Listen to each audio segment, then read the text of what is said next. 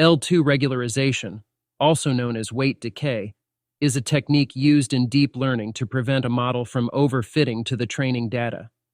In this example of a single-layer iris dataset classification task, weight decay forces the weights to stay close to each other. However, when we increase the weight decay parameter lambda, the weights become even closer to each other and significantly smaller. This helps reduce the complexity of the model without decreasing its size.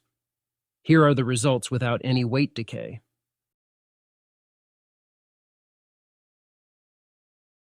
Usually, when moving from one layer to the next, we apply a linear transformation using a weight matrix. But for complex features, we use non-linearity, also known as activation functions, like tan-h, sigmoid, ReLU, and leaky ReLU.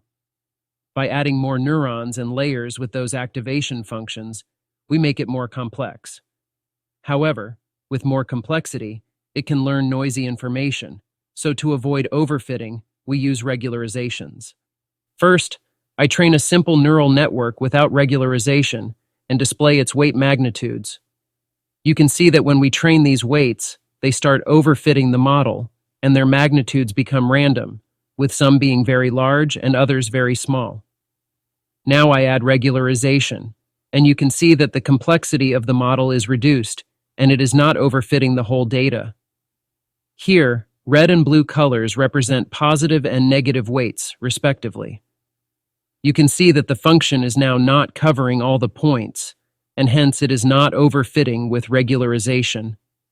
Now, with increasing regularization value, you can see that the weights are being controlled and are no longer at extreme values but are more uniform. Just to zoom in a little bit, look how beautiful these weights look with regularization.